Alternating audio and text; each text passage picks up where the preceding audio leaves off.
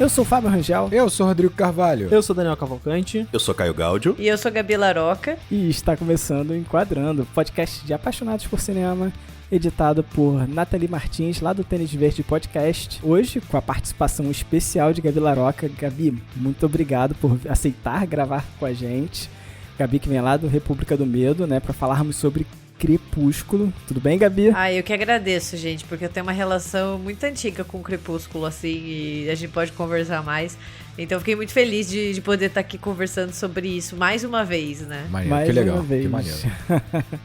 E, Gabi, fala um pouquinho do República do Medo e dos seus projetos para os nossos ouvintes aí. Claro que você é muito conhecida, mas... famosérrima. Não posso andar na rua que já pedem autógrafo. Até parece. Ela que tem que apresentar a gente. Bem, gente, eu sou historiadora de formação, tenho mestrado e doutorado sobre cinema de horror, então eu estudo audiovisual de gênero faz uns 10 anos já. E eu faço parte do República do Medo, ou RDMcast, que é um podcast semanal que sai toda quinta-feira, voltado especificamente para o horror nas suas mais variadas facetas. Então, na cultura, na história, a gente fala de filme, a gente fala de série, de caso real, a gente lê relato assustador, né? Então a gente engloba essa diversidade do horror, né? E eu também sou produtora de conteúdo na internet e trabalho, às vezes, com alguns livros, tradução, prefácio, tudo voltado para essa mesma área que é cinema de horror. Que maneiro. E tem, inclusive, um excelente programa sobre Crepúsculo, sobre a saga, né? A gente vai falar hoje aqui do primeiro filme, e lá no RDM tem um sobre a saga toda, onde eles explicam como a saga Crepúsculo ajudou a derrubar Jair Bolsonaro. Fica aí Eu adoro esse episódio porque é com a Mabê do Modus Operandi e a gente se divertiu muito gravando, foi muito legal. Que maneiro, que maneiro. Esse episódio é muito bom, é muito leve. Eu sou um ouvinte da RDM, eu sempre mando pra Gabi, né? Porra, e é muito foda a Gabi tá aqui com a gente. Muito foda.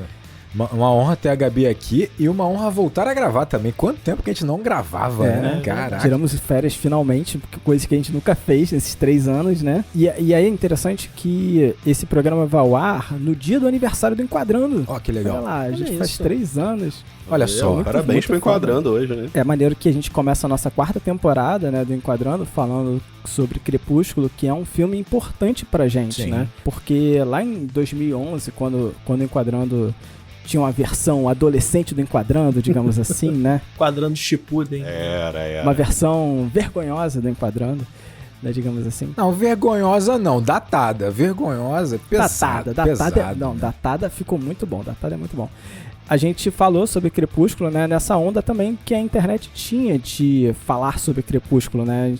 O RDM comenta sobre isso, né, Gabi? Sobre a ascensão do Felipe Neto em função de Crepúsculo, né? E esse marco na internet, né? Muita gente foi nessa onda, assim, sabe? E eu lembro da gente também seguindo muito esse caminho no passado, né? De fazer um pouco de mocking, né? Do filme. Mas agora eu olho pra Crepúsculo, sabe? E eu tenho uma visão, totalmente diferente, assim. Eu vejo coisas muito positivas nesse filme e eu tô esperando que depois desse episódio a gente vai receber uns hates. Vai, com certeza. Vai. Receber. Estamos precisando, a gente só tem um por enquanto, a gente tá precisando de mais. Eu tô esperando vir a crítica que a gente politizou o Crepúsculo, hein? Essa crítica eu tô esperando muito ver. Mas eu acho muito legal mesmo a gente fazer esse filme, cara, porque é uma maneira da gente também, entre aspas, se retratar, porque nós começamos o Enquadrando com Crepúsculo também entrando na onda de fazer chacota com o filme e tal. Eu lembro que não foi confortável a gravação em si. A gente não tava, muito animado de ficar debochando uma parada que não fazia muito sentido. Tanto é que a gente mudou o percurso do Enquadrando bem rápido, assim. Mas é legal assistir o filme de novo com a cabeça que nós temos hoje, com o tempo que nós temos hoje vivendo, né, na atualidade. E podendo também mostrar o quão ele foi importante para aquele momento, por que ele perdurou tanto, né? E levando em consideração que foi o primeiro programa que nós fizemos no Enquadrando mesmo, né? Muito legal. Eu acho que foi uma escolha sensata pro nosso aniversário aí. Sabe que essa coisa de odiar Crepúsculo ou de, sei lá, tirar sarro, e tudo bem, você não precisa gostar, né? Mas teve uma época que foi muito assim, se você é descolado, você odeia Crepúsculo, né? E eu passei por todas essas fases de super fã pra... não gosto dessas coisas, tirar sarro, né? Eu li o livro quando tinha a tradução só pro primeiro, né? Pro Crepúsculo. Então ainda não tinha saído em português ainda o Lua Nova, o Eclipse, né? E o Amanhecer. E tanto que os outros eu li em inglês. E foram os primeiros livros em inglês, assim, que eu meio que me incentivei a ler, porque eu queria continuar a história. E não tinha tradução pra história. Eu falei, vou colocar essas aulas que eu tive de inglês pra jogo, né? Então eu e uma amiga, a gente era obcecada por Crepúsculo. Mas, tipo, obcecada. A gente só falava disso. E a gente tava, assim, em 2008, ensino médio, 15 anos. A gente respirava Crepúsculo, a gente trocava informações, né? A gente conversava. Nossa, assim, foi um marco, tanto que todo mundo lembra. E quando saiu o filme, a gente foi comprar na pré-venda, sabe? E naquela época, meu Deus, parece que foi há 50 anos atrás. Mas naquela época não tinha muito isso de você comprar ingresso online, então você tinha que ir até o cinema pra você pegar o ingresso. E não tinha nem lugar marcado. Então a gente foi na pré-estreia do Crepúsculo e a gente chegou super cedo. Tipo, acho que a gente chegou umas 5 horas antes do filme pra conseguir pegar um bom lugar. Ficou sentada, sabe? Eles fizeram tipo um lugarzinho no shopping pra galera ficar sentada. Daí eu passei dessa fase depois pra tipo, não, isso aqui é uma merda. Como que eu gostava disso, entendeu? E hoje, com mais de 30 anos, eu olho assim, putz, eu acho divertido, eu acho uma galhofa, uma boa galhofa, ao mesmo tempo que tem coisas que eu não curto ainda, mas, sabe, já passei por todas essas fases de amor e ódio com o Crepúsculo. Maneiro. Eu acho que é porque o Crepúsculo pelo menos falou muito com a minha adolescência também, né? E adolescência é isso, né? Você não tem um comportamento que é mediano, né? Tudo é exagerado. E acho que as reações para com o Crepúsculo foram exageradas da nossa parte, foram exageradas por muita gente. Eu li os livros também. Inclusive, eu li o primeiro livro mais de uma vez. Um projeto que eu ia ter com o Zaniolo e com o Rodrigo há um tempo atrás. Não sei se você lembra, Rodrigo. A gente revisitou o primeiro livro. E é óbvio, né? Assim, não é que seja a minha literatura ou a minha obra de ficção, né? Um filme favorito. Mas, cara, não tem motivo hoje, né? Pra gente odiar, simplesmente pelo fato de odiar, né? Então, acho que, como o Rodrigo falou, é um exercício que a gente precisava fazer até para expurgar um pouco dessa história, né? Para quem vivenciou essa história. Eu acho que esse lance de evocar tanto ódio já estabelece muito na importância da obra também, né? No sentido de que você lê o livro, eu li o primeiro, né? E você vê o filme, assim, cara, é um filme, uma obra para adolescente. Tem seus problemas, né? Obviamente tem coisa muito datada, tem umas questões sérias ali que vão ser debatidas aqui. Mas ainda assim, pela época que foi criado, é para agradar um público. Ponto. Tipo assim, fantasia, vampiro, romance. O ponto é, quantas obras feitas para um público gigante, sabe? Público gigante, foram feitos para agradar homens, sabe? Que eram terríveis. Uhum. Histórias bobas, mal feitas, com personagens caricatos, vazios. Quantas histórias são assim? Quantas franquias são assim? Sabe, de Velozes e Furiosos a Rambo. Primeiro Rambo é muito bom. A Marvel mesmo. Primeiro Rambo é muito bom, mas a própria Marvel, que é basicamente história de bonequinho, basicamente história de homem com sunga sobre a calça, não sei o quê. E no fundo, nunca gerou tanto ódio, nunca gerou tanto problema, tanta questão. Por quê? Porque você tinha, assim, uma franquia que agradou muitas meninas e muitas mulheres. Isso incomodou.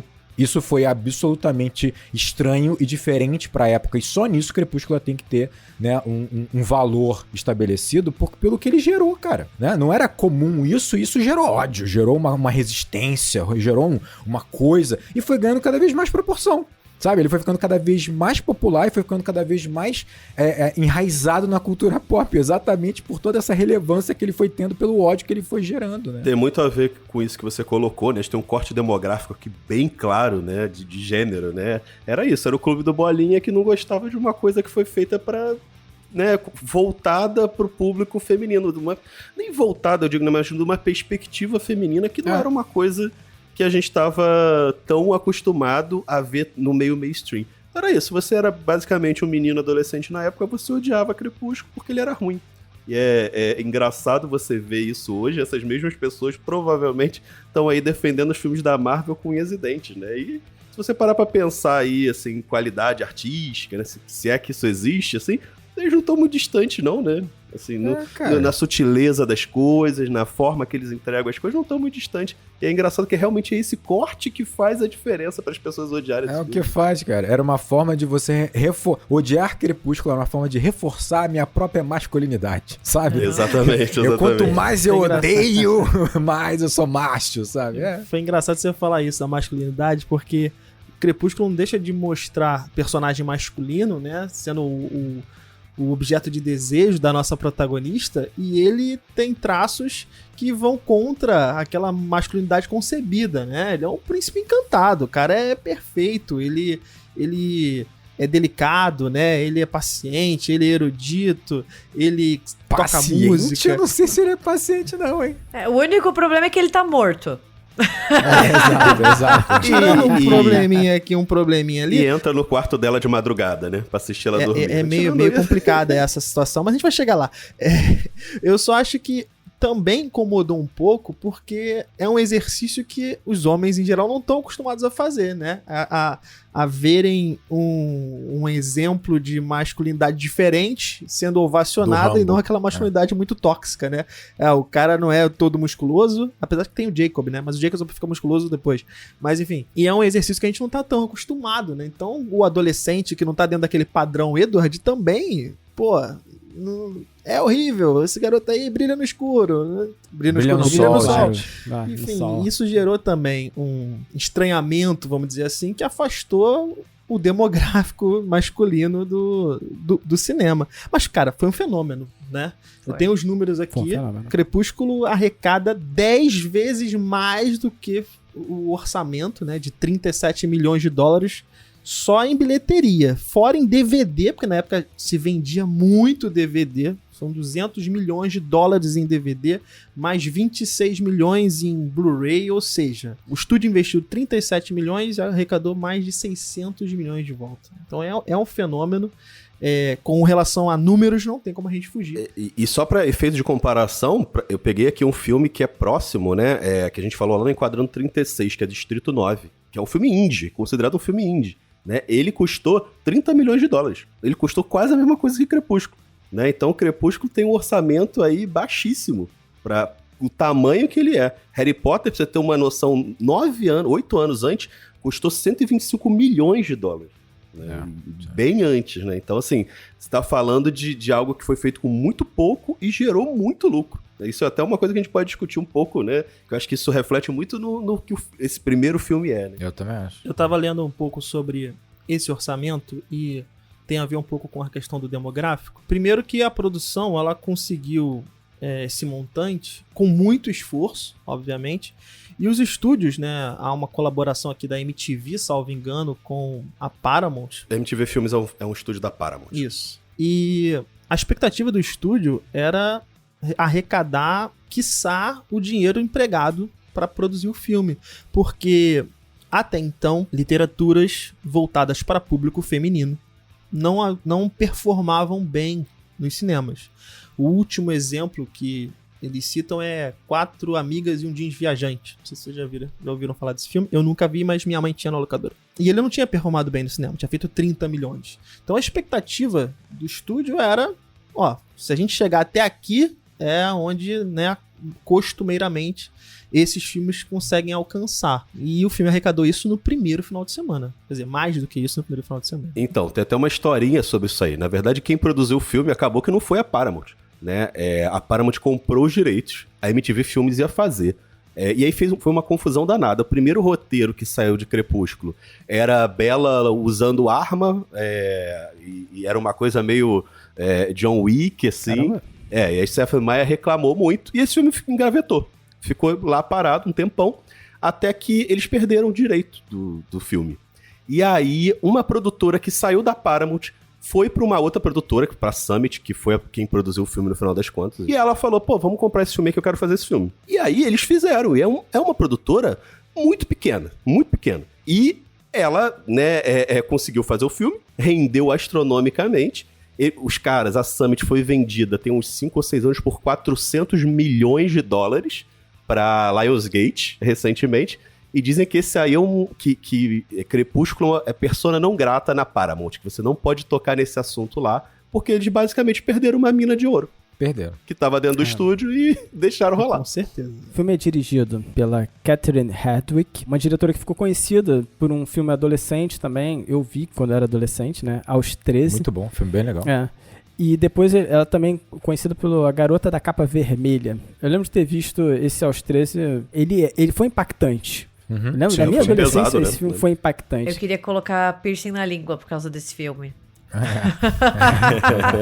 É. Tá até na capa, né, do filme As Duas Meninas com Piercing na Língua, né, e tal. Só um pequeno comentário é que a Catherine Hardwicke, ela dirige um segmento no Gabinete de Curiosidades do Guilherme Del Toro, que tá na Netflix, então... E é muito um visual que você bate o olho e lembra de Crepúsculo, porque esteticamente ela adapta uma história do Lovecraft, mas é, tipo, sensacional como você tem ali um visual muito típico dela a partir do Crepúsculo. Tudo azul, né? Acabou virando uma assinatura, né? O filtro do jogo de beisebol do Crepúsculo é sensacional. Basicamente, vai crer. Sim. E eu acho interessante isso, né? Porque quando a gente cita, por exemplo, esse Aos 13, é uma diretora que ela sabe mexer com adolescente, Cara, sabe? converso com esse filme bastante, assim, Crepúsculo. Faz muito É, sentido, né? E não pode deixar de ser comentado que é um filme baseado na obra de Stephanie Myers, né? De mesmo nome, Crepúsculo, né? Twilight. Eu sei que a Gabi leu, o Daniel leu, eu não li. O primeiro livro eu li. Né? Você também leu, né? Só li trechos pra esse episódio. Eu não li os livros, mas é interessante porque é uma literatura que explodiu, né? Virou um best-seller e gerou isso aqui. Então, acho que também é importante citar. Ela também faz o roteiro, né? Ela tá faz o roteiro, mas também tá com a Melissa Rosenberg, uma roteirista que trabalhou em algumas séries de TV. Né? Séries adolescentes, inclusive, né? Jessica Jones, que tem protagonista feminina, The O.C., ela fez... Ela fez Dexter também, fez bastante episódio de Dexter. Pô, Dexter era legal, eu gostava. Então vou puxar a sinopse. Tô curioso pra essa sinopse aí de Fábio. Se citar vampiro, perdeu ponto. Após se mudar para a sombria cidade de Forks, Bella vai se envolver com Edward, um jovem vampiro que não se alimenta de humanos. Eu gostei, viu que eu gostei dessa sinopse. Razoável, legal. Eu acho condizente com a obra, assim, bem objetivo. Foi legal. E essa sinopse é patrocinada por Marina Versiani, Matheus Santana, Lucas de Freitas e João Vitor Braga, galera. Muito obrigado. Obrigado, gente, de coração. Valeu, pessoal. Então vamos lá, Gabi, fala aí das suas impressões do filme, fala sobre o que o filme significa pra você. Vamos lá, pode começar puxando. Abre o coração, Gabi. Vamos Quando lá. eu assisti pela primeira vez, eu odiei, como fã do livro. Eu não gostei e a minha amiga também não gostou. A gente saiu do cinema injuriada, assim, tipo... Mas, gente, eu tinha 15 anos, sabe? Assim, tinha que dar... 15 ou 16, né? Mas você nunca vai agradar o fã, não tem como, né? E a gente meio que já tinha lido os outros livros, então a gente já tava, tipo... com mais informações daquele universo do que o filme abordaria. Mas a gente não gostou. Eu lembro que a gente falou muito mal, ficou decepcionada, não era o que a gente tava esperando. Daí eu revi de novo já, tipo, achei ok. Daí eu tive a fase que passou o Crepúsculo, porque saturou, né? Eu não sei, virou aquela coisa... Sabe aquela coisa que adolescente chato faz também? Que daí, tá todo mundo falando disso, eu não quero mais, entendeu? Eu gostava quando era antigamente. né? Daí assim... Não era tão mainstream. 2009, daí eu já conheci True Blood, daí eu fiquei apaixonada por True Blood. E eu li demais. Eu li todos os livros que deram origem à série. Acho que são uns 15, assim. Eu nem sei por que eu fiz isso, mas eu li tudo. Eu tenho tudo guardado, assim. Daí eu meio que desencanei de Crepúsculo e fiquei muito tempo sem assistir. E hoje, acho que ano passado eu revi, assim. E eu achei, assim, que é um filme divertido. Eu tenho uma opinião... Não é o melhor filme que eu já vi na minha vida, não é o meu filme favorito, mas tá muito longe de ser um lixo, como muitos haters surgiram por aí, sabe? Eu vejo muita gente falando assim, que vampiro não brilha, né? ai, vampiros tem que ser Vampiro mais... não brilha. Os vampiros têm que voltar a ser mais assustadores, né? Tem até aquela ideia assim, tipo, o Edward é muito... Ele, é como bem falaram, é uma masculinidade muito diferente, né? E eu sempre fico perguntando, porra, gente, tipo...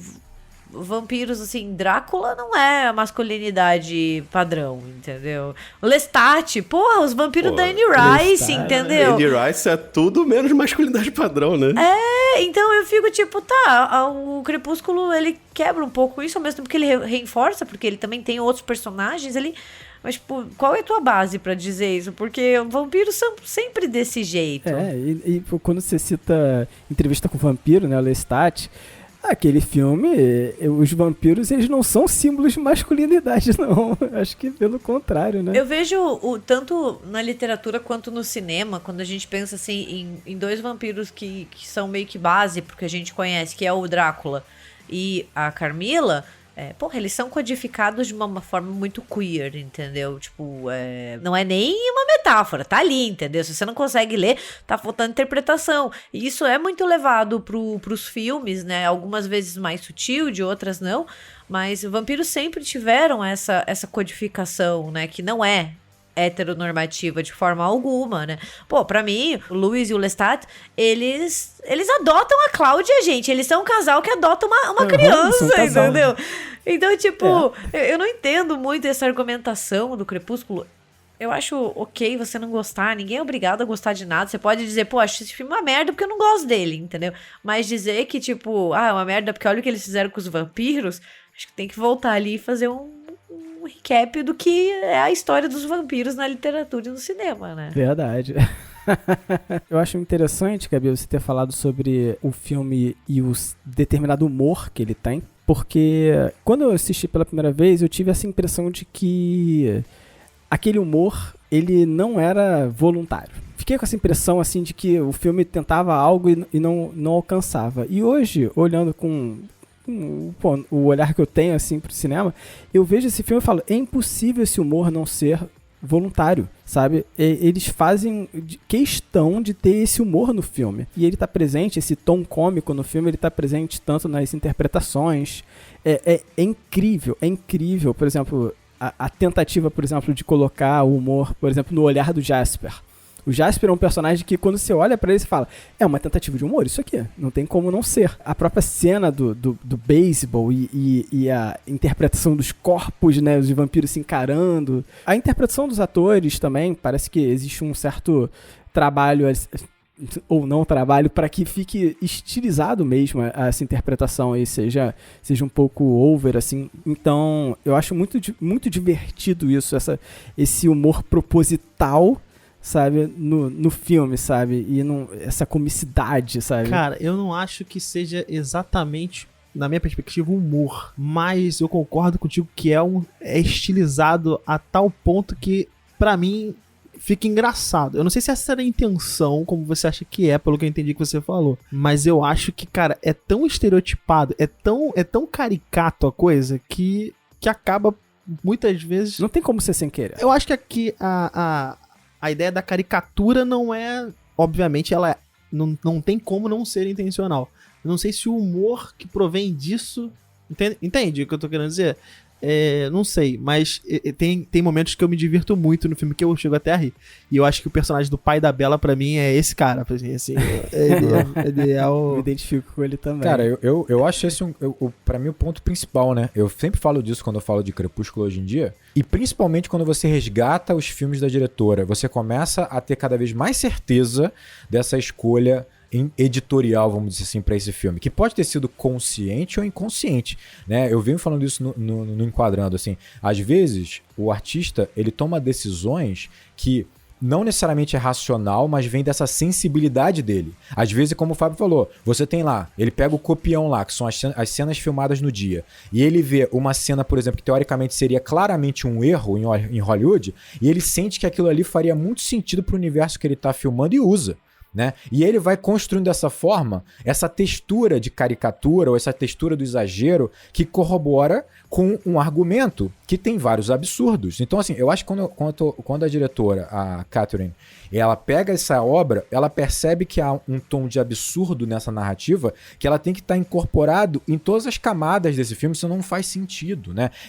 A premissa toda de você ter uma família de vampiros quase colonial lá, numa cidade minúscula, mas que a escola dessa cidade parece mais cosmopolita do que uma escola de Nova York, de Manhattan, sabe? A ideia de você ter os vampiros como estudantes de ensino médio, que estão ali disfarçados, mas ao mesmo tempo eles são completamente diferentes, isolados, afastados e tal. Então, assim, ela pega essa ideia toda, né? Toda a preguiça do diálogo e ela entende que, cara, isso tem que funcionar no filme como um todo. E aí ela vai aproveitar uma coisa que ela aproveitou no filme que ela fez aos 13.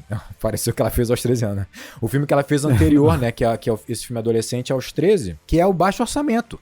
Então, eu vou dar uma cara de crueza, de amadorismo, entre aspas, sabendo que os efeitos visuais não serão perfeitos, e eu aproveito para dar todo um tom que vai gerar esse humor involuntário muitas vezes, mas que é uma escolha, sabe? Consciente ou não. E assim, são coisas óbvias, assim, tipo, o Daniel fez um corte rápido de uma das cenas mais importantes do Crepúsculo, é quando a Bella tá sendo, né, o Edward tá sugando o sangue dela no final do filme. Cara, cena mais importante do filme. A Bella, em dado momento, ela fica vesga. Essa cena nunca passaria em nenhum filme de Hollywood. É simples, cara. A cena não foi filmada uma vez. Não é assim, ó. Ih, a gente tem um take só, vai ter que usar esse, ferrou. Não, claro que não. Eles fizeram esse take quantas vezes eles quiserem. Eles fazem esse take. Sabe? Tipo, a cena mais importante. Foi o escolhido. Foi aceito aquilo. Porque faz parte. Sabe? Eu acho que tem consciência disso. Sabe? Como o Fábio falou. São tantas camadas disso, sabe? Que você começa a perceber, pô, eu acho que tem uma certa consciência nisso aqui. Eu acho que ela deixou os atores que são iniciantes, sabe, soltos, e foi utilizando cenas que claramente eles não utilizariam. A cena do Robert Pattinson reagindo ao cheiro ao cheiro da Bella, assim, claramente não seria essa cena que seria escolhida para um filme sério de Hollywood. Como ela aproveitou essa cena e colocou em câmera lenta, ela entrando na cena, gente. Ela entra na sala em câmera lenta. Olha só, deixa eu defender uma coisa aqui. Um filme de romance, qualquer um, e principalmente adolescente, o momento mais importante do filme é o encontro do casal. Por quê? Porque você vai apresentar o casal e você vai apresentar a conexão entre eles. Essa conexão normalmente é gerada com o antagonismo que há entre eles, né? É sempre yin e yang um pouco. Beleza. É um momento importantíssimo. Você vai comprar o casal. É a paixão do casal. Aqui, cara, é assim, o Edward claramente tá com nojo, um asco da Bella de tal maneira como é interpretado nessa cena, que ela bota a câmera lenta. Você olha um momento e fala assim, nossa, a Bella tá passando na frente do ventilador e os cabelos esvoaçantes, é a beleza da Bella? Não, cara, corta pra cara do Robert Pattinson, que não tá aguentando, sabe? É assim, é óbvio que é consciente, só pode ser consciente, sabe? Tipo assim, e aí torna o filme mais interessante, mais empático, sabe? Torna ele mais simpático pra gente.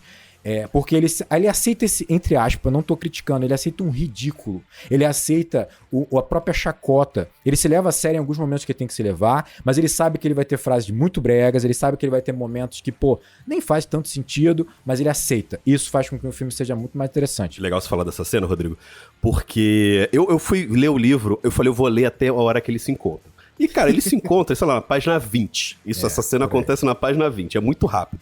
E aí eu falei, pô, deve ser uma cena, né, muito bem trabalhada e tal, do primeiro encontro. E a cena dá pra eu ler aqui, sem o Fábio ficar chateado comigo. Ele estava inclinado para longe de mim, sentado na ponta da cadeira, e desviava o rosto como se sentisse algum fedor. É isso a descrição da cena. E assim, a minha surpresa, né, foi justamente essa. Cara, o livro é muito objetivo no tudo que ele descreve, né, em tudo que ele coloca ali.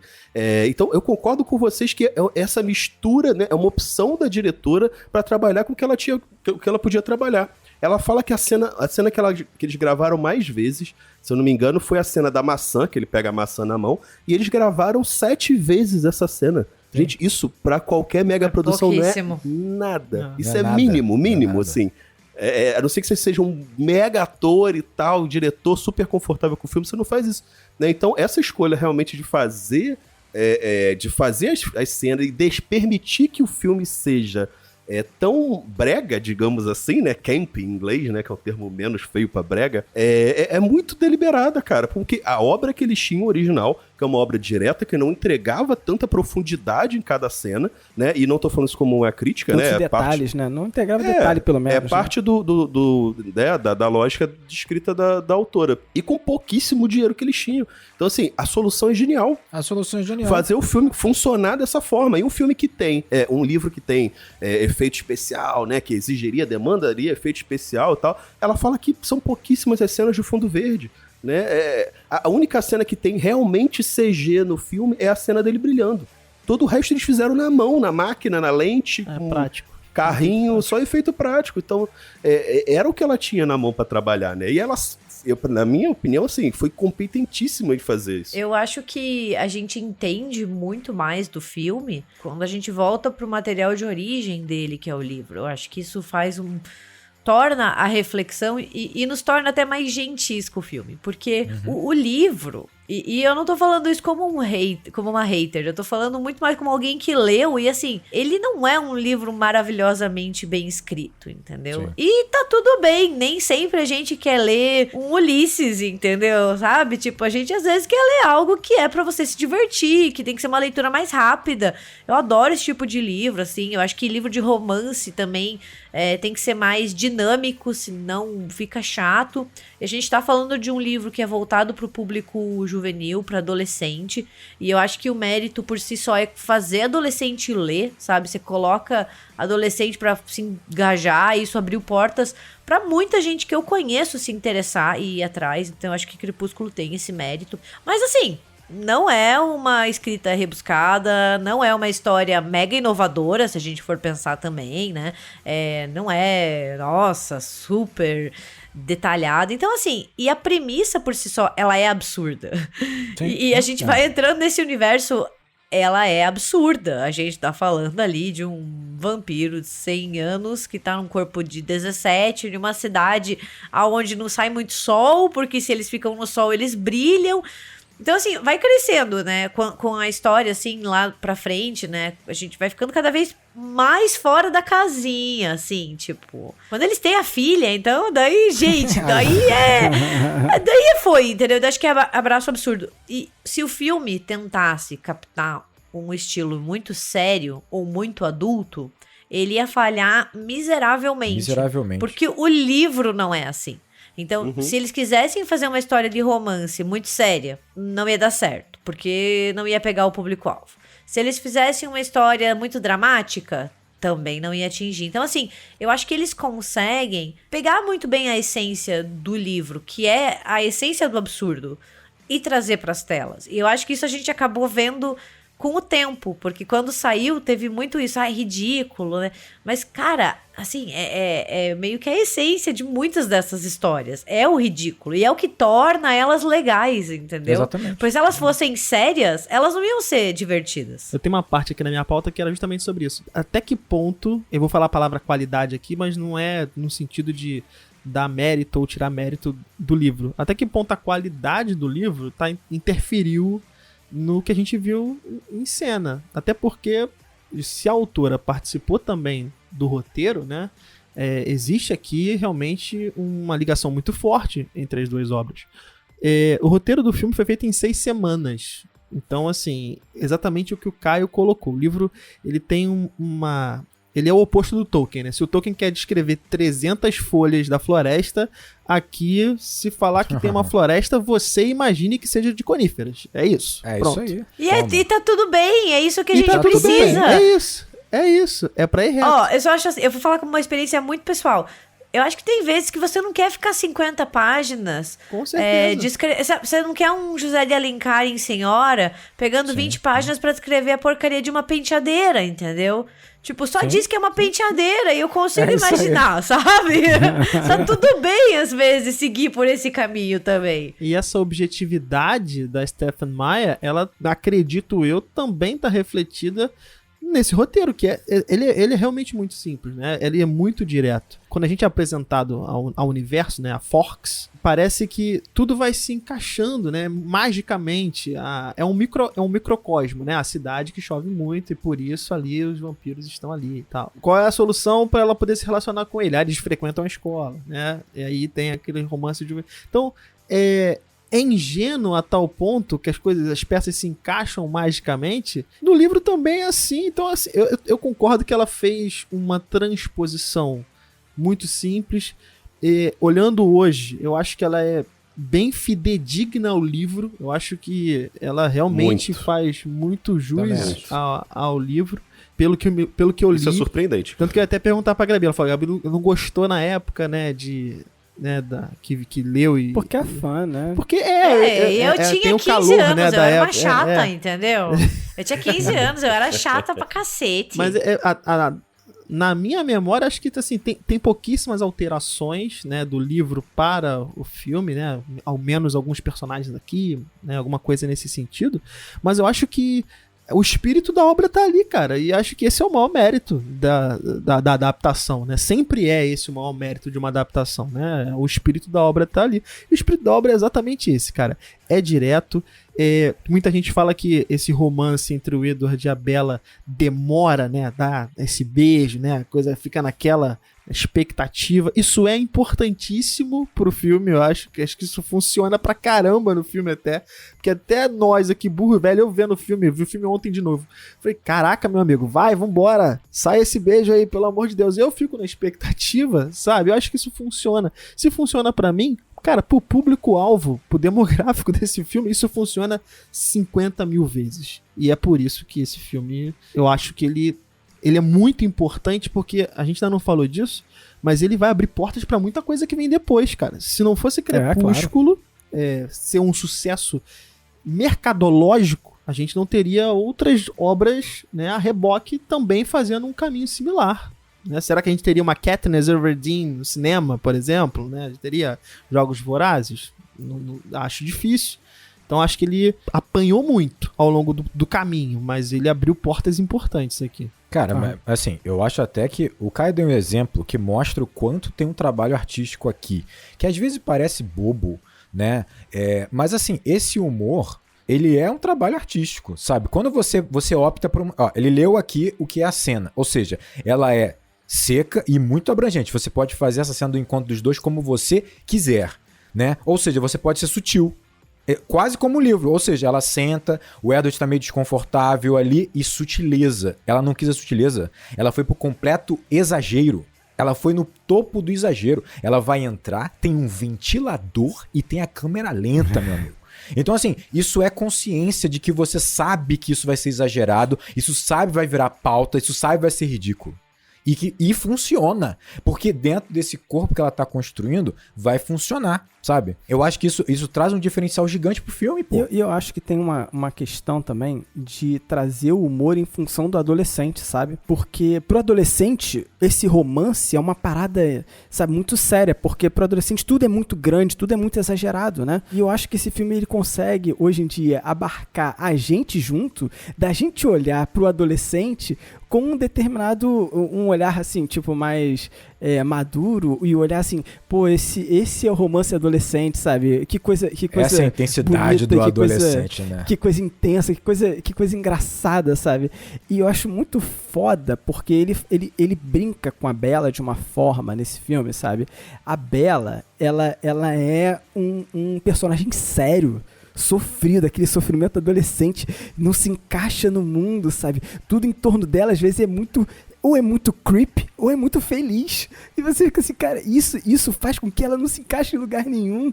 Isso é muito cômico. E quando vem o personagem da Jessica, que é a Anna Kendrick, esbanjando simpatia, sabe? Tipo, criando um contraponto absurdo, torna a Bella mais engraçada ainda. A seriedade dela e a dificuldade dela se encaixar mais engraçada. É que eu acho que a gente tá falando de humor e parece que a gente tá, é engraçado de gargalhar. Não é que cômico, é divertido, né? Acho que assim, é divertido, acho que é mais assim, né? Tem mais a ver. É divertido que você vê, as cenas são divertidas, assim, é legal quando ele sente o fedor e ela cheira o cabelo, assim.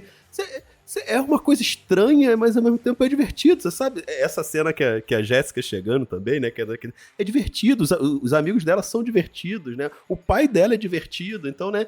Porra, e eu acho que Carlyle chegando com aquela maquiagem dele e tu fala assim, cara, que é isso, cara? Sabe que é mais branco, se é o jaleco ou se é a pele dele, né? Que é mais branca, então é impressionante. E se você Eu parar acho pra pensar- sensacional como tem os irmãos ali, eles namoram entre si, ninguém acha estranho, sabe? Cara, que estranho. Eu Até tava... zoam o Carlyle casamenteiro, né? Eles até zoam. Né? Tipo, gente, não importa se é do mesmo sangue ou não, é irmão, ponto, É entendeu? uma Tipo, loucura. foi criado junto, mora na mesma casa, tem o mesmo pai, a mesma mãe.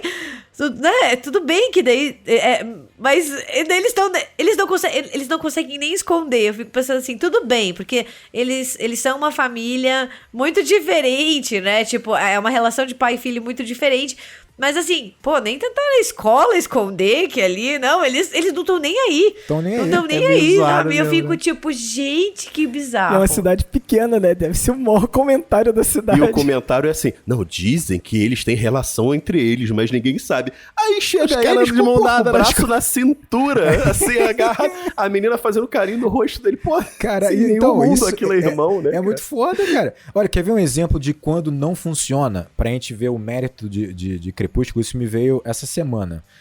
Percy Jackson, cara. Tipo, eu tentei ver os 2 primeiros episódios dessa nova série. Quando você pega o filme de Percy Jackson, ele é ruim. O orçamento baixo, ele é meio tosco e tal. Só que, se o filme consegue se manter razoavelmente vivo, o filme de Percy Jackson, eu tava até vendo uma thread, assim, no Twitter, a galera meio que defendendo o filme, já que tinha rolado essa série e tal. Por quê? Porque ele aceitou esse ridículo. Ele aceitou o absurdo, então ele tem cena trash, ele usa muito o humor muito ácido do protagonista, né? No filme, no livro ele é muito ácido, né? Um garoto esperto, tal, com um olhar muito irônico. Ele usa muito isso no filme e isso mantém o filme vivo, ainda que ele seja muito ruim. Cara, a série, eu fui assistir. Eles foram pelo contrário, né? Eles optaram por pegar o drama do Percy Jackson e levar isso a sério mesmo, a ser a raiz, a estrutura de todo aquele romance, toda aquela história. O drama dele com a falta do pai, com a relação da mãe. Cara, é chato pra cacete, é insuportável e não funciona. E olha que a coisa é tão séria que eles estragaram um garoto que é um ator mirim incrível. Eu vi esse moleque num filme com aquele Ryan Reynolds, que ele faz ele mais jovem e tal, criança.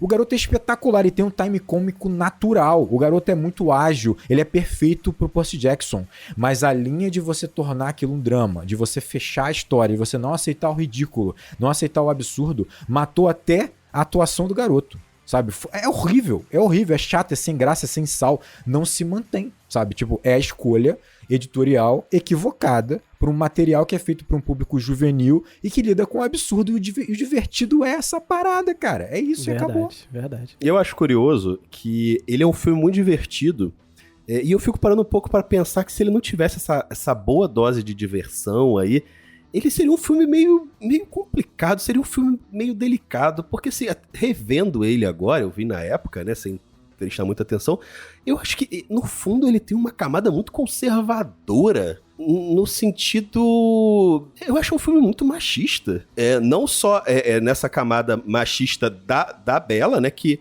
tem essa dicotomia o tempo todo, isso é um personagem muito interessante, mas todo o resto da história, né? Mas sabia que eu acho que isso tem muito a ver com a série de livros. Então, não especificamente só sobre Crepúsculo, mas englobando todos, assim, só pra gente ter uma ideia, né? E isso a gente vê em todos os filmes, não só nesse primeiro. É o fato da Stephenie Meyer ser mormon. Ela faz parte da Igreja de Jesus Cristo dos Últimos Dias, né, que nos Estados Unidos são os Mormons. Tem muitas questões que eu só fui perceber de Crepúsculo quando eu estava muito mais velho, mas que fazem muito sentido e que eu fico pensando assim, né, é muito aquilo que também foi falado nesse episódio. Acho que são coisas que são colocadas de propósito em todas as obras, né, o autor fala, eu quero colocar isso porque eu quero me posicionar, e sempre tem coisas que são mais subjetivas e que acabam entrando por personalidade, por inconsciente, né, pela tua visão de mundo, né, então assim... eu acho que o caso do Crepúsculo é um pouco dos dois, assim, tipo. Mas a gente vê muito essa carga religiosa e é uma carga de conservadorismo de gênero no Crepúsculo. Eu acho por causa da religião e não só a religião, mas tipo da cultura, da vida da autora, né? E a gente tem alguns exemplos, assim, que talvez não apareçam no primeiro filme e mais até no segundo, no terceiro, no quarto, o Edward, ele não vai transar com a Bella antes do casamento. Ele diz que é porque ele não vai se conter, mas a gente sabe que tem todo ali uma ideia do resolvi esperar. Então eles só podem transar depois do casamento. Claro. Quando ela fica grávida, ela opta por não acabar com a gestação, mesmo a gestação sendo de alto risco, entendeu? Então tem toda uma questão de ser pró-vida ali no meio. Não importa que ela vá morrer, e ela morre no processo do parto. Ela morre dando a luz ao bebê CGI, entendeu? Caraca, sim. Aquela coisa que é o demônio encarnado, né? Sim, porra, mas então, assim, É. Crepúsculo tem muito disso, assim, e você vai pegando essas sutilezas que estão tanto na obra tanto na obra literária quanto nos filmes, e eu acho que isso tem muito a mão da autora, assim, a visão de mundo dela, entendeu? E que daí cada um tem a sua, quer concordar ou não, assim, né? Não acho que não é entrar nesse mérito, mas pra mim, assim, o fato dele só falar que ela tem 17 anos, ela vai casar com ele pra poder transar. E tudo bem que ele diz que ele não vai se conter, mas a gente sabe que ali por dentro ela tá conversando sobre sexualidade com adolescentes. Então você tem ali uma carga conservadora, até mesmo no jeito que a Bella é criada, né? Essa feminilidade dela, o jeito que ela se porta, né? Tem todas essas características, assim, que eu acho que a gente vai pegando em Crepúsculo quando a gente vai ficando mais velho, sabe? Porque quando eu era mais nova, eu achava super legal o fato dela ter um bebê vampiro. Nossa, a primeira vez que eu li isso, achei muito bacana. É meio vampiro ainda. Achei sensacional. E hoje eu fico assim, gente, isso é muito complicado, porque ela tá praticamente morrendo ali, ela fica um cadáver naquela gestação, e tem todo um discurso, não, porque tem uma vida dentro de mim, o bebê, blá, blá, blá. Daí fica, cacete, tem toda uma questão política e de gênero ali no meio em Crepúsculo que eu não pesquei a primeira vez porque eu era muito nova. E tem uma associação muito forte entre sexo e perigo, né? Que o Edward cria pra ela, Filmes né? de terror, né, cara? Sempre tem isso. Né? Os filmes de terror sempre tem isso. A Gabi fala bastante disso. É né? só ver a maçã. Pra mim, a maçã é a simbologia máxima. Sabendo dessa questão da Stephenie Meyer ser da igreja, a gente chama de Mormon, mas o nome da igreja é Igreja de Jesus Cristo dos Santos dos Últimos Dias. Teve uma declaração recente da Kristen Stewart falando que o Crepúsculo é um filme muito gay e tal, que ninguém nunca percebeu isso, né? Apesar de ter vindo de uma escritura Mormon. E eu não sabia desse detalhe, que ela era Mormon. E aí eu fui pesquisar um pouco mais sobre o que a igreja acredita, né? Ela é como se fosse uma dissidência cristã que segue esse livro de Mormon, né? E tem coisas semelhantes do cristianismo, mas tem algumas coisas próprias. Uma das coisas que a igreja acredita é que a gente passa por 3 etapas na nossa vida. Existe uma vida antes da nossa vida mortal, né? Que é você um espírito. Em algum momento você segue os desígnios de Deus e você vem à Terra para passar por provas e expiações como forma de Deus saber se você está apto ou não. Para quê? Para ter a vida eterna. Então você tem que passar por todos os tipos de prova e expiação, fugir dos pecados, correr de todas as formas que contrariam o que dizem os livros, né, o que dizem os mandamentos. E no final da vida, se você for apto, né, todos nós seremos julgados, e se você for apto, é te dado o direito de ser ressuscitado e ter uma vida imortal. Você tem uma vida imortal. E se você parar pra pensar em Crepúsculo, é muito isso, né? O Edward, ele já alcançou essa vida imortal, né? Tanto que ele foge dos pecados, ele corre dos pecados, ele não quer deixar ela pecar, né? E ela tá o tempo todo nessa disputa, né? De, eu tenho o desejo aqui e não posso conceber, né? Não posso me permitir. E isso é muito claro no filme, assim, fica claro no filme, porque tem uma cena dos dois quase transando, que é uma cena super, né, tensa, assim, no sentido erótico da coisa, e ela, logo em seguida, corta pra uma cena dos dois abraçadinhos na cama, né? Como se, passou aquela tensão, certo é isso aqui agora, né? Conseguimos. E foi legal a Gabi ter citado a questão do aborto, porque como é que, né, aí isso é mais pra frente, né, mas como é que a Bella recebe a vida imortal? No momento que ela se recusa a abortar, ela dá a vida dela pra não abortar, pra poder salvar a criança e salvar o filho do Edward. Sim. Então, nesse momento, ela consegue fugir da provação e ela ganha a vida imortal dela. Então, assim, o texto é todo ideológico religioso. Né? E eu acho maneiro isso porque eu sinto muito uma disputa, nesse primeiro filme, uma disputa da diretora com o texto, né? Não sei se vocês sentem isso também. a diretora parece querer puxar as coisas pro outro lado, enquanto o texto puxa pra outro, né? Eu sinto sempre uma espécie de conflito, né? Eu acho a Bella um personagem muito interessante, porque ela tem toda essa ideia da autossuficiência adolescente, né? Ela é né? Tudo é sobre ela. Ao mesmo tempo que ela tem essa imprudência adolescente, a protagonista da nossa história, ela também está inserida dentro de um contexto absolutamente clássico de literatura. A Bella do livro, ela é, inclusive, muito mais, eu diria, ela se deprecia muito no livro, né? Ela é sempre muito para baixo, ela nunca é o suficiente. Ela tem uma autoestima muito baixa, né? No filme eu acho que isso nem é tão exagerado, ou tão exacerbado quanto... Ela sabe que ela é inteligente, por exemplo. Ela é a sensação da cidade, eu acho isso muito engraçado. Ela é a sensação todo mundo gosta dela. Né? Ela sabe que ele falou a raiz de pi sem titubear. Ela fala, você tá falando a raiz de pi pra mim, sabe? Tipo...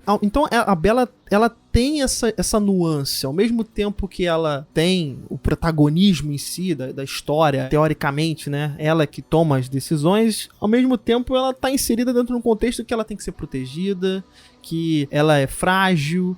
Então é uma dualidade que, ao mesmo tempo que você falou, né, que existe uma ótica um tanto quanto machista dentro de Crepúsculo, a autora, né, defende falando que ela é feminista, inclusive, né, que ela defende, né, se considera feminista. E aí eu acho que há um descolamento um pouco, porque eu concordo com tudo que a Gabi falou. A gente consegue realmente enxergar absolutamente todas essas influências culturais, religiosas da autora na personagem, mas eu acho que ao mesmo tempo o grande público muitas vezes não capta essas influências e acaba assimilando uma Bella que é o retrato de uma adolescente que tem uma série de inseguranças, que quer ver um príncipe encantado entrando na sua vida, que é o cara que vai resolver os problemas, né? Então ela é meio que uma princesa da Disney sem ser uma princesa da Disney, tendo certa autonomia, tendo certo protagonismo. Eu acho que no final das contas, a Stephenie Meyer, ela conseguiu, talvez não tão intencionalmente, alcançar um ponto muito específico, que é aquele em que ela vai conversar com o público infanto-juvenil e que é um público mais feminino e que quer enxergar um romance, e ela vai conversar com um público que é só infanto-juvenil, ela vai conversar com um público que só quer o romance. Então ela alcançou uma métrica aqui que fez com que o produto que ela criou dialogasse com muita gente. E aí eu acho que a maior parte da galera não assimilou essas influências todas. Por mais que ela seja Mormon, e isso tá muito claro, tá claro pra gente hoje. Talvez, acredito que pra mim, pelo menos, não estava nada claro na época, né? Eu só problematizei, será que é muito mais fácil ela virar vampira logo? Por que tá esperando, meu Deus do céu? Vira vampira logo. Quer virar vampira? Vira vampira, meu filho. Vai embora. Quando eu entendi que o vampiro é pura doutrinação da lógica dessa igreja, né? É muito surreal. E como isso não... A igreja elogiou muito o livro. Foi muito elogiado pela igreja Mormon, né? Só que você vê, ao mesmo tempo, outras entidades cristãs batendo no livro pra caramba, falando que é um livro super voltado pra criança, erótico, com temas, né, mulheres que não respeitam as crenças religiosas, que querem quebrar a família e tal. Então é muito louco, isso da época, né? Mas assim, isso que é foda, porque tem tudo isso, não precisa nem ir tão longe. Primeiro livro, basicamente, o Edward, ele consegue completar, tirar 10 em todos os tópicos de abuso no relacionamento possível, né? Ele consegue todos, né? Desde todos os gaslighting possíveis até abusos mais sérios e tal, né? Como tudo, né? Beleza. Ele invade o quarto dela. Cara, ver ela dormir é uma parada que realmente me... É bizarro, né? Só que assim, ao mesmo tempo, eu acho engraçado que pra mim o que torna essa obra ela mais eterna, vamos dizer assim, principalmente o filme também, eu acho que há sim esse duelo entre diretora e roteirista, que se no caso é a escritora, mas pra mim também há um duelo dentro da própria Stephenie Meyer, e tá muito claro isso. Sim. Porque os personagens são muito complexos, e é isso que torna a história muito boa. Nesse aspecto a gente tá conversando aqui. Porque, cara, é muito engraçado você perceber o seguinte, o Edward, ele abusa, e ele tem consciência do abuso. a Bella é abusada e tem consciência de ser abusada. E aí você já gera um debate de não é suficiente só ter ciência do abuso para que você saia dele ou para que você pare de cometê-lo, né? Isso já gera naturalmente esse debate. O outro ponto é, ainda que você possa usar o vampiro como uma simbologia para a eternidade, para o paraíso divino, o vampiro na cultura pop, ele é mórbido, ele é sombrio. Quando você olha, por exemplo, a Stephenie Meyer escrevendo um diálogo normal, no momento carinhoso, leve dos dois do casal, cara, tem palavras como ódio, como tensão, pressão, como raiva. Cara, tipo, quando ela começa a botar no ponto de vista do Edward, é assim, é sempre ódio, é sempre raiva, é sempre uma vontade de lacerar a Bella. Então, assim, há claramente um tom sombrio nessa história, nessa narrativa, e claramente vampiro é um morto-vivo, é uma coisa tenebrosa, né? Então o futuro da Bella é ser um vampiro, não vejo paraíso aí, até porque o próprio Edward não está satisfeito sendo vampiro, nenhum momento ele está satisfeito, é um peso. Então assim, olha como é dúbio, olha como ela está confusa. E eu acho que a grande graça, o que mantém uma obra que tem questões datadas, mantém ela mais duradoura, é exatamente a complexidade do seu autor, cara. Porque quando você tem um autor, artista, e ele é preconceituoso, ou então não tem nem consciência dos seus preconceitos, ou ele é datado mesmo, se ele for óbvio, superficial, ele só tem a oferecer o preconceito dele, vai morrer. A obra morre em pouco tempo. Agora, quando o autor, a artista, a escritora, seja quem for, é complexo, ele tem cheio de conflito dentro de si, ela pode querer escrever a obra mais superficial, um romance de um vampirinho com lobisomemzinho ideológico que ela quiser. Mas vai sair toda a angústia dela nas palavras, vai sair todos os conflitos e tá tudo lá. Tanto é que ela diz, eu me enxergo muito na Bella. A Bella, olha isso, o que eu vou falar é que eu não inventei nada. A Bella é isolada, ela não se sente pertencente a esse mundo, né, a esse universo. Ela, no livro fica mais claro que ela tem a mãe quase como um peso, porque a mãe parece meio imatura, vive uma vida, né, tipo, mais assim, avoada, e ela é a responsabilidade da própria mãe, tanto é que ela vai morar com o pai, porque a mãe quer viver essa aventura com um jogador de beisebol e tal. Então, assim, ela tem um peso nisso, uma certa solidão nesse aspecto, e ela está obcecada com a ideia de virar vampira. Ela tá no baile fodaço com o cara mais bonitão, com o cara que ela é apaixonada, e ela só fala de virar vampira. O que é virar vampira? É, no mínimo, sair do mundo que ela tá. No mínimo, sair de onde ela tá. Se você pegar o lado, então, mais simbólico da palavra do vampiro, é você ir pra essa eternidade aí. O que é essa eternidade aí, amigo? É dar tchau. É você ir para um outro lado. Então, assim, essa complexidade, essa confusão dentro da Bella e dentro do próprio Edward, a gente tava falando, a castidade. Pô, ele usa como um valor, ele usa como uma parada muito foda. A castidade. Na cena que a diretora monta pra você, que ele consegue ter a força pra resistir à Bella, ele parece um bebê chorão, ridículo. A Bella é gigante na frente dele. Tipo assim, cara, eu quero transar, mas se você não tá afim ou tá inseguro, de boa, senta aqui, eu faço um cafuné. É assim que é apresentado pra gente no filme, cara. Ele tá minúsculo. Uma coisa que eu sempre gosto de falar quando a gente tá conversando sobre adaptação, né? Eu não gosto do termo, mas enfim. É que a partir do momento que você pega uma história no seu formato, seja literário, televisivo, né? E você transpõe para outra mídia, você meio que cria uma outra obra, né? Então, assim, você não tem uma coisa igual, não tem como você transpor, porque livro e filme são mídias diferentes que usam linguagens diferentes, né?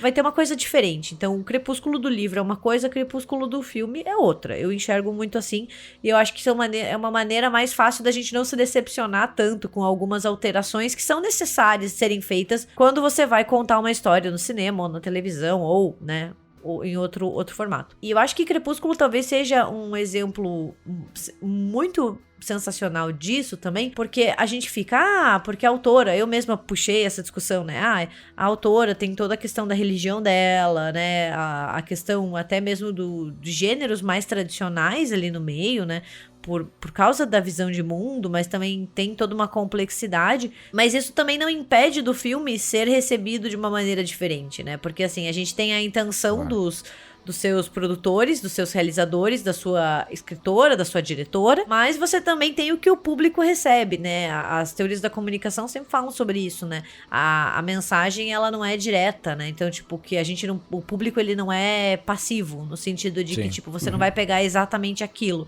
Você pega o que você quer, você pega aquilo que é importante pra você, você ressignifica muitas vezes. Então, assim, mesmo que a gente critique algumas questões do Crepúsculo, né, a gente aponte, isso não impede que os espectadores ressignifiquem o que tá nas telas, né? Eu acho que, porque Crepúsculo, a Kristen Stewart falou, né, Crepúsculo é um filme gay, é um filme queer, né? Talvez a intenção não seja das suas realizadoras, mas isso não impede o público de olhar pra isso e sentir que tem uma identificação, que tem uma representação. Verdade, claro. É muito comum a gente ver esse tipo de coisa acontecer. No cinema de horror isso acontece demais, assim. Tem filmes que você olha e que são ou extremamente problemáticos e conservadores, mas que com o tempo as pessoas dão uma maneira de ressignificar eles, assim. O Hora do Pesadelo 2 é um filme ele foi muito feito de forma homofóbica, mas hoje ele é um símbolo queer, ele é um representante do cinema queer de horror, e assim por diante, né? Então eu acho que isso mostra muita dinâmica, as dinâmicas culturais que acontecem nessas trocas, né? Então, a gente falar, Stephenie Meyer é uma mulher mais conservadora, e ela se diz feminista, e eu tava lendo, é uma discussão, né? Tem gente que diz que ela não é feminista, e tem gente que diz que ela é antifeminista. Eu não acho que ela seja antifeminista, eu acho que ela é uma feminista muito tradicional, muito conservadora, mas tudo bem, assim, tipo, é o jeito... É o estilo de vida dela, né? Mas isso também não impede, sei lá, de alguém olhar pra Crepúsculo e se sentir extremamente representado com a obra. Então, acho que a gente tem que sempre ter em mente essas questões, né? E eu acho que Crepúsculo é um ótimo exemplo de como uma obra, uma história sai da cabeça de uma pessoa e vai se desdobrando em várias ramificações de interpretações e de significados e de outras obras e do que significa para as pessoas, entendeu?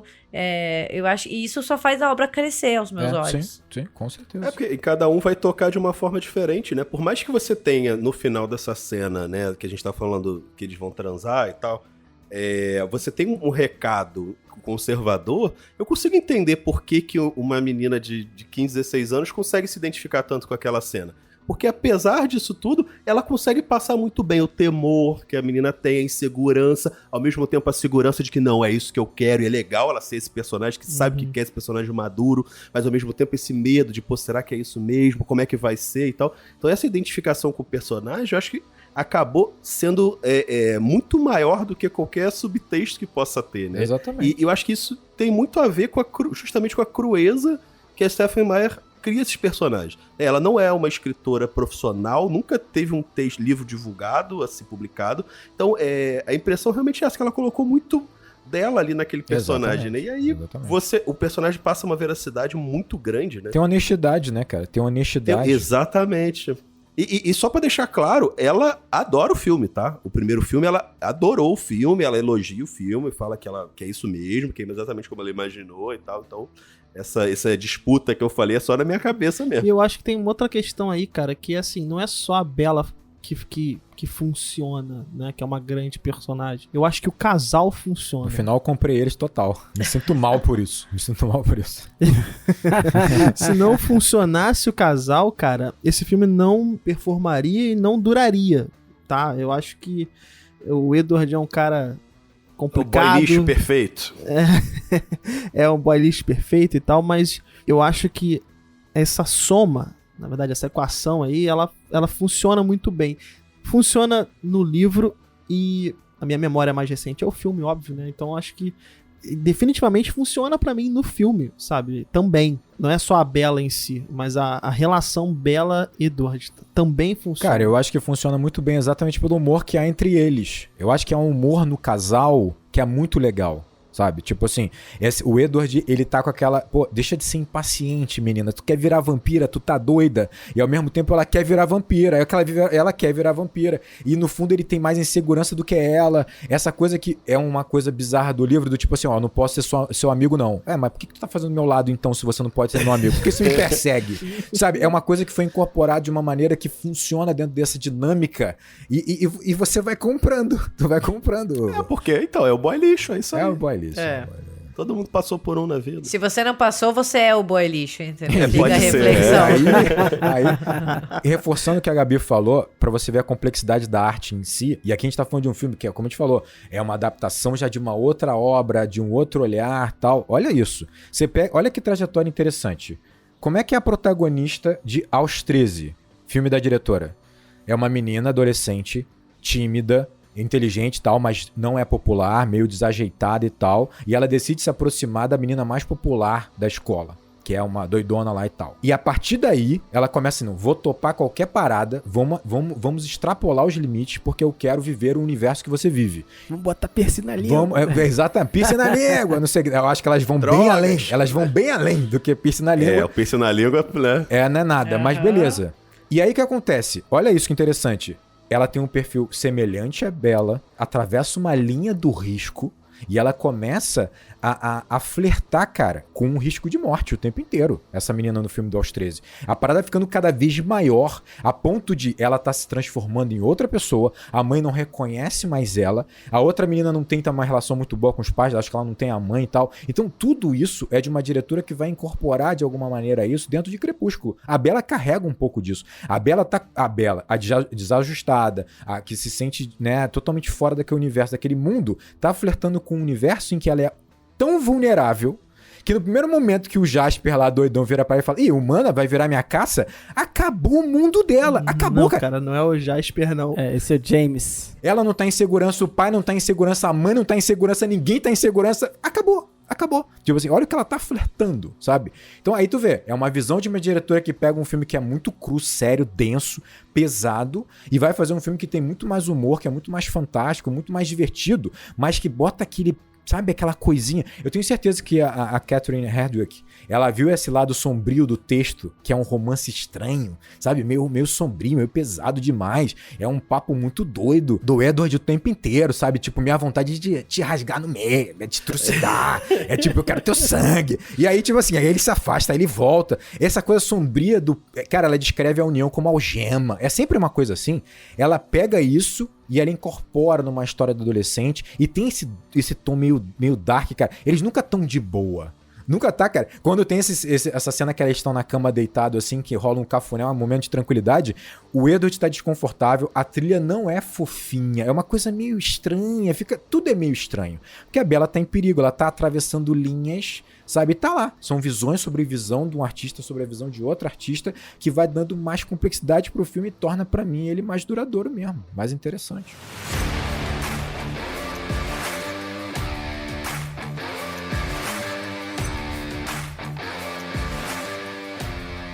Eu ia falar também que hoje eu vejo um pouco desse filme com os olhos do personagem do pai da Bella, sabe? Que na época não era um personagem que na época que eu vi muito tempo atrás eu me identifiquei tanto, e hoje eu me identifico tanto com ele. Tá chegando nos 40, isso aí, Deus, né? Acho que é isso mesmo. Cara, se a Bella fosse minha filha... Nossa, é uma situação que você fica assim... Meu Deus, ela tá se envolvendo com um cara que claramente é perigoso. O cara falou que ia cuidar dela, ela volta com uma queda na escada. Não, sabe o que é o pior? Vai ficando pior, né? E quando ela casa e some... Ah, não, veja só, e daí aqui, voltou com esse bebê e ele fica tipo, caralho, velho, o que tá acontecendo? Né? Não, assim, tem que ter uma suspensão de descrença nessas horas, porque tem, assim. Mas até o primeiro filme, você olha pro pai quando a Bella chega transtornada, com alguma coisa que aconteceu no relacionamento que você não sabe. Você é um pai que tá afastado da filha. Cara, esse drama é muito familiar, sabe? É muito foda, é muito pesado. Pô, ele tá afastado da filha, ele tá tentando se reaproximar, e aí a filha usa a frase que a mãe usou pra sair de casa. É sadismo, né? Sabe, É tipo, bizarro isso. Coloca ele numa sinuca de bico, tipo, cara, se eu tentar impedir, eu estou afastando minha filha. Se eu não impedir, ela está correndo perigo. Eu não, sabe, tipo, coloca o personagem do pai da Bella numa situação. E isso é muito foda, sabe? Tipo, e quando eu vejo isso hoje nesse filme, eu me identifico muito com esse personagem, sabe? Porque ele é muito humano. Ele é real. Ele é real, sabe? Ele não sabe lidar com nenhuma situação, das mais graves às mais simples, ele não sabe lidar e ele fica perdido o tempo inteiro. Não, ele é um pai ausente pai, presente, cara. né? É o pai ausente Não, presente. não, É isso aí.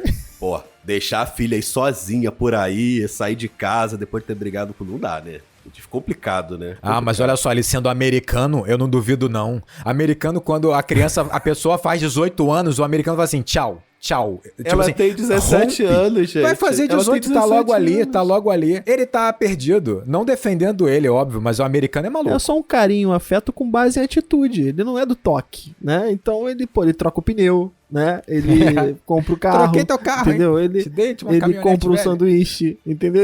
Ele é um pai, cara, que muita gente tem, cara, sabe? Então ele é realmente verdade. palpável. Esse cara... Só prova que a mãe é o que sustenta a família, né? Não tem jeito, né?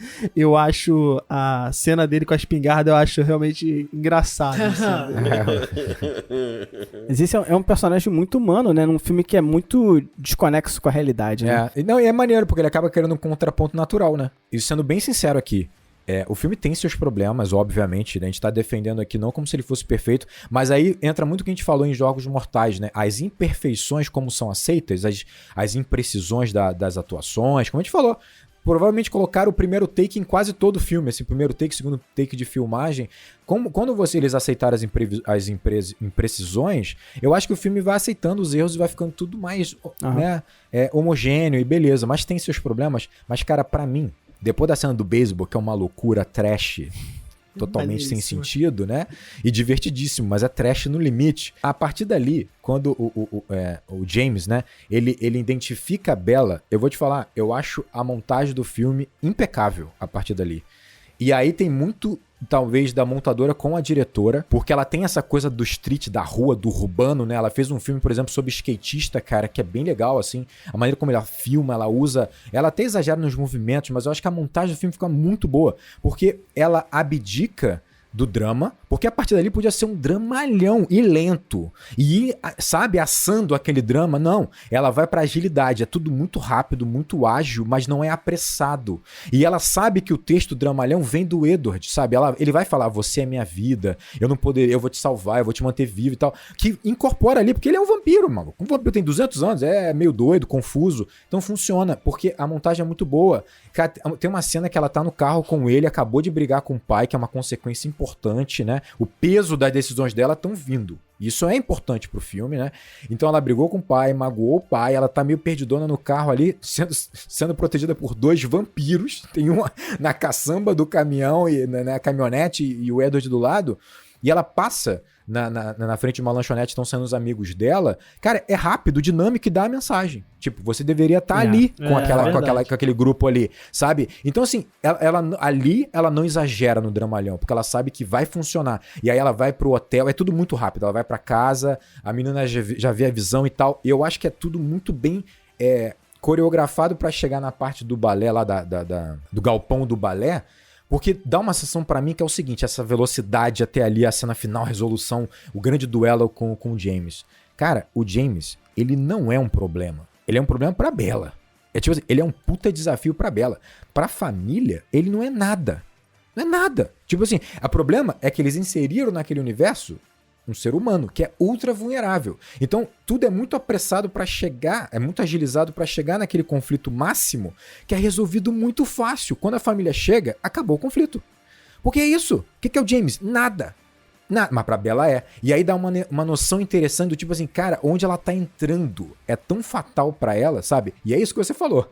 Ela rompe com o pai, ela tem a perna quebrada, ela é mordida, cara, acontece tudo com ela, vidro, é tipo assim, tudo com ela, sabe? Então assim, eu gosto como a tensão vai aumentando dentro dessa agilidade e acho que a montagem é muito boa. Pra mim o terço final do filme é bem legal, é muito bom mesmo. É legal mesmo. E você tinha comentado, Rodrigo, do casal que funciona. Pô, eu acho maneiro olhar pra esse casal hoje, na verdade, esses atores, né?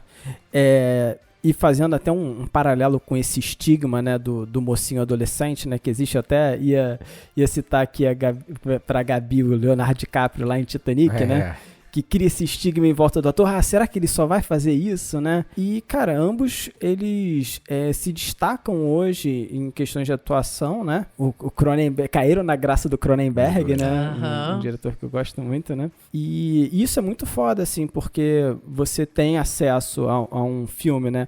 Onde você tá vendo dois atores, eles basicamente iniciando, né? Num cinema de maior alcance, né? E hoje em dia você vê, cara, o que eles se tornam, né? O tamanho deles, então, né? O tamanho deles, assim, sabe? E até aconteceu recentemente o Rodrigo fazer alguma brincadeira, né? Com a Kristen Stewart. Eu fiz uma piadinha com ela, com a atuação dela em Crepúsculo, né?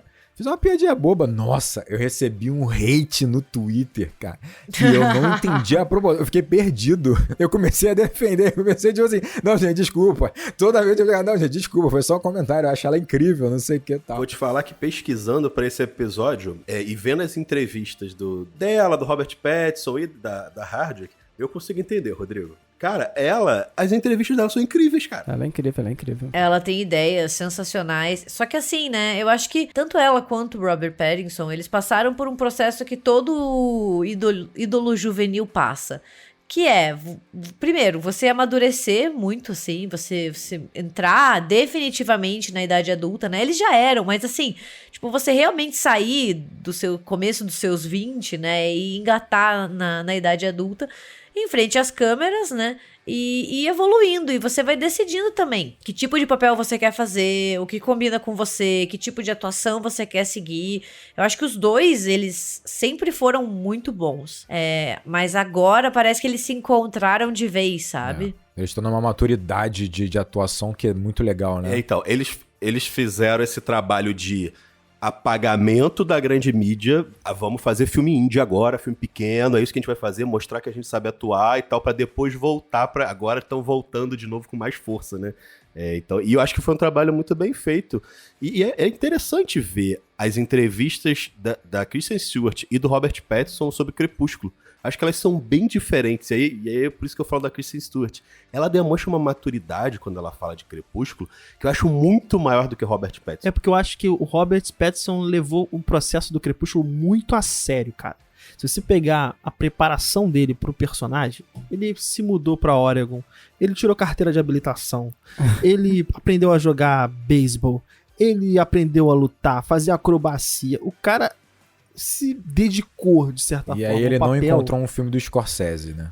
E eu acho que o que foi aproveitado dele no filme seguiu um outro tom que eu acho que não conversa tanto com a carreira dele em si depois disso. Porque se você pegar os outros projetos dele, são só projetos muito sérios, cara. São dramas. Mas olha só, Daniel, tem um pouquinho de falta de maturidade mesmo, né? Tem, de não tô entender dizendo o que não valor tenha. ali, né, Eu só tô Crepúsculo, dizendo né? que eu acho que ele enxergou o processo de maneira diferente do que a Kristen Stewart. Talvez tenha sido mais doloroso pra ele mesmo, né? Eu não pesquisei como foi o processo pra Kristen Stewart, mas ela já tinha alguns papéis quando ela foi fazer Crepúsculo. Ela já tinha feito na Natureza E assim, Selvagem, eu acho. Querendo ou não, se ele tá onde ele tá hoje, foi muito graças a Crepúsculo, sabe? E ele, desde a época, ele batia em Crepúsculo, sim. ele soltava piadinha, ele brincava e Ele tal. tinha vergonha de sempre ter meio que... feito Crepúsculo, ele tinha vergonha. Então, até porque eu acho que ele sofreu muito esse hate aí é o vampiro gay, é o vampiro não sei o que, né? Ele sofreu muito isso. Cadê a maturidade pra também acompanhar isso? Porque é normal, cara. É trabalho, agora, a Kristen né? Stewart falando do filme, cara, até cresceu mais o filme pra mim, porque ela fala que foi um processo muito legal de amadurecimento, de entender como é que se faz um filme grande, né? De como é que ela conseguiu extrair muita coisa do personagem, de como foi importante pra ela entender a dinâmica de atuação, né? E que como cada diretor atua de forma diferente, porque a gente tá falando de 4 filmes com 4 diretores diferentes, né? Se eu não me engano, foram 4 diferentes, Acho que ou 3 foram. diferentes. Acho que foram. Nossa, cara, Então, assim, como cai o segundo filme pro primeiro. É incrível. e isso tudo ela fazendo o mesmo papel, e como foi importante ela ter toda essa preparação de entender a obra original. Então, assim, ela fala. E ela não se poupa de falar de Crepúsculo. Isso eu acho muito maneiro. Ela fala da obra dela como um todo. E ela já tinha, sei lá, Quarto do Pânico, que era um filme que, pô, bombou pra caramba. E ela, né, coloca isso tudo dentro desse processo dela. Eu acho muito interessante que esse casal tem uma tensão sexual nesse filme, que é passado assim pra gente. Esse casal é aproveitado pelo Cronenberg em 2 filmes que tem tensões sexuais, sabe? Tipo, e em situações estranhas, né? Porque é o Robert Pattinson em Cosmópolis, é incrível. Cronenberg também, especialista nisso, né? Criar uma tensão sexual bizarra, que você fala, caraca, estranho isso aqui, mas foda, né? E a Kristen Stewart em Crimes do Futuro, que, porra, também, sabe, Nossa, tipo, tá muito body bom. horror Nossa, tá excelente. absurdo, né? Mas que você, sabe, ela cria uma tensão sexual ali. Cara, e é foda como isso eu relaciono hoje com essa cena da cama que você tá falando, por exemplo, que você citou, sabe? Como esses atores tinham, já tá bastante desse poder em cena, sabe? E colocam aí, sabe? Depois é lapidado e você vê eles fazendo isso em outros filmes, você fala, caraca, esses atores são muito bons, cara, sabe? mas você tocou num ponto importante, lapidados. Porque assim, a gente coloca assim, porra, a gente tem muito que a carreira do ator, né, da atuação, é assim, ele finalmente tá se revelando um grande ator. Não, cara, o ator aprende a atuar, né, amadurece na sua atuação. Você vê claramente que os dois estão muito verdes, assim, em Crepúsculo, e é muito legal você ver que é esforço deles mesmo, não é só baseado em talento, né, eu estou revelando cada vez mais meu talento, aquele diretor conseguiu revelar meu talento. Não, eles estão aprendendo, eles estão se esforçando e construindo uma carreira de atuação muito interessante, escolhendo desafios, experimentando papéis cada vez diferentes, né, com preparações complexas. E isso vai não só torná-los gigantes, né, como na indústria, que eles são muito grandes hoje em dia, como vai fazer Crepúsculo ficar muito maior, porque eles saíram de lá. Então, assim, você pega 2 grandes atores que talvez um dia venham a ganhar Oscar. Imagina, saíram de Crepúsculo, não saíram de lá, mas foi lá que eles explodiram, né? Pô, torna a obra maior ainda. E ela vai... Cara, Crepúsculo só vai perdurar mais, sabe? Ele só vai continuar mais tempo ainda, sabe? Por conta dessas coincidências também. A gente tem que lembrar também que eles eram um casal durante um tempo, né, cara? Eles foram um casal na vida real durante o tempo. Ela foi muito massacrada, porque teve uma história lá de traição e tal, blá blá blá. E assim, eles conseguirem dar a volta por cima disso numa indústria tão destrutiva quanto Hollywood exige muita maturidade mesmo. Agora, se você vê as entrevistas da Catherine Hardwicke, é um pouco mais complicado. Porque ela fala com um certo lamento do filme. Ela não, de forma alguma, ela reconhece a importância do filme, ela gosta de falar sobre o filme. Só que ela fala que ela esperava outra coisa da indústria, né? Ela falou que foi muito inocente na época, que ela achou que uma pessoa que pegou 30 milhões e transformou em 400 milhões ia ser uma diretora que ia ser muito puxada pra fazer várias coisas diferentes e tal. E ela nunca mais foi chamada pra uma obra do tamanho porte. E ela falou que muito tempo ela ficou chateada com isso, achando que era incompetência dela e tal. Ela falou que só caiu a ficha dela quando ela parou pra pensar que os 3 diretores posteriores eram homens. Então, se você vai dar uma obra importante assim, você vai ter que dar na mão de um homem. Era só porque era uma obra menor ali e tal, exato, que você deu na mão de uma mulher que era experimental. Agora não. E tá aí a Greta com Barbie pra provar isso. Não, e tá aí, você vê quanto o primeiro Crepúsculo é muito superior aos outros 3. Muito superior. Muito superior. Não é só pela história, não. Exatamente pela direção, pelas escolhas estéticas do filme. Eu comecei a ver o segundo, cara. Ele tenta ter essa pegadinha, assim, né? Tem um pouquinho do trashzinho, mas você vê que é diferente. É envergonhado. É um troço meio... tá levando a sério o draminha já. Cara, primeiro filme nesse aspecto... É muito bom. E não tem filtro azul. O filtro azul é importante. Faltou o filtro azul. Defendo o filtro azul. Faltou o filtro azul. Muito foda. E eu tinha elogiado que o último terço do filme pra mim é muito legal. Inclusive a cena final do baile lá. Eu acho ela bem fotografada, ela é bonita esteticamente, né? Iluminação e tal. E eu acho muito legal, ela também é dinâmica, né? Chega no baile rápido, não tem muita enrolação. Rapidamente eles estão isolados por uma conversa importante. E, cara, aí tem... Eu acho que ela é uma miscelânea de tudo que a gente falou. Porque, assim, eles estão juntos. no final do filme, a Bella sobreviveu. Olha que legal. A mãe sobreviveu. Aquele vampiro nunca deixaria a mãe dela viva. Não tem por que deixar a mãe dela viva. Não faz sentido. Mas tudo bem, né? Não vamos entrar nesse drama, né? Tudo bem. Mas assim, todo mundo sobreviveu. Ela tá com o vampirão dela lá, né? E ele tá com a Bella e tal. Tudo lindo e perfeito.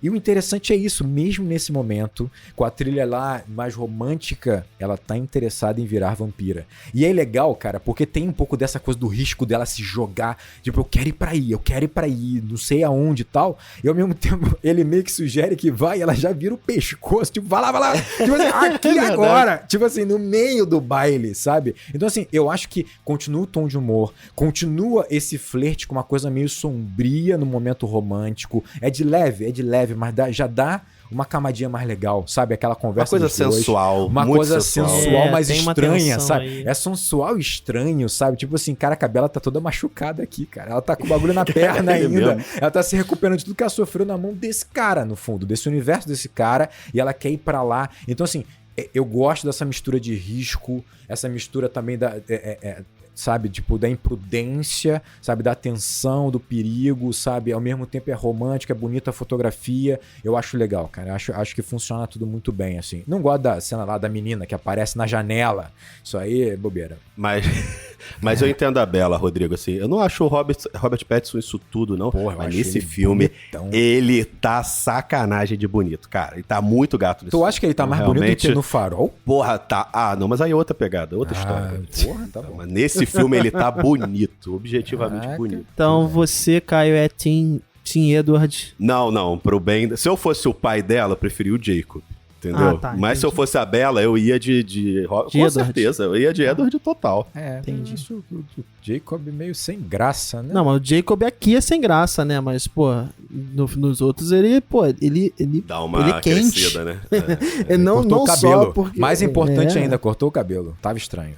E Gabi, você teve esse momento, Team Edward, Team Jacob? Eu, assim, quando eu comecei a ler os livros, eu era Team Edward, depois eu virei Team Jacob. Depois eu fiquei um tempo sem não gostar dos dois, porque eu acho que os dois são lixo, mas assim, eu acho o Edward pior. Então, se eu tivesse que escolher um, eu ficaria com o Jacob. Mas, assim, também acho que ele dá umas belas deslizadas ao longo da saga. Com questões muito eu lembrei do negócio da filha da Bella, eu lembro. Nossa, essa parada do final é bizarro. Como é que era? Imprint? Como é que Imprinting. é? O imprinting, isso mesmo. Nossa, tem esse negócio mesmo, né? Caraca, Caraca, isso era muito doido. Que é uma coisa muito louca, que tá além entre a pedofilia e a zoofilia. É uma loucura. Acho que a Bella tinha que ficar sozinha. Terceira Acho que ela via. fica melhor sozinha. Sozinha Terceira via. De repente, umas pessoas mais legais naquele colégio. A Jéssica era tão legal, entendeu? Pô, mas Pois tem uns garotos também ali naquele colégio que, pelo amor de Deus, muito né, complicado aquele colégio, né? Mas, Gabi, eu queria agradecer muito por você ter vindo falar com a gente, gravar esse primeiro episódio do nossa nova temporada. Muito obrigado. Porra, um prazerzão te receber aqui. Titanic vem. Não, vem, gente, vem. Fé no vai pai chegar. que vem. Muito obrigado. Eu gostaria de dar alguns recados sobre o ano do Enquadrando. Primeiramente, que esse episódio sai no dia do aniversário do Enquadrando, né? Então, provavelmente teremos uma live hoje à noite sobre o Enquadrando, sobre o aniversário do Enquadrando. Então, se você está ouvindo esse episódio na quinta-feira, dia 8 de fevereiro de 2024, entra lá na nossa live e acompanha lá que vai ter uma live de aniversário em youtube.com/enquadrando. Também gostaria de lembrar que todo ano, nessa época da temporada de premiações, o Enquadrando ele faz uma premiação com os nossos ouvintes, com os apoiadores, que a gente premia os melhores filmes do ano em algumas categorias, né? É o Grande Prêmio Enquadrando de Cinema. Então as indicações, elas nesse momento que saiu esse episódio já foram feitas e os apoiadores vão começar a votar para cada filme, em cada categoria. E é um evento muito legal, então a gente ainda vai liberar a data onde vai rolar a premiação de fato, né, para os filmes. Uma brincadeira nossa. E a gente vai divulgar nas nossas mídias sociais. Então acompanhem lá o Enquadrando no Twitter, em @enquadrando_ e no Instagram, @enquadrando_ oficial. Um grande abraço e bons filmes.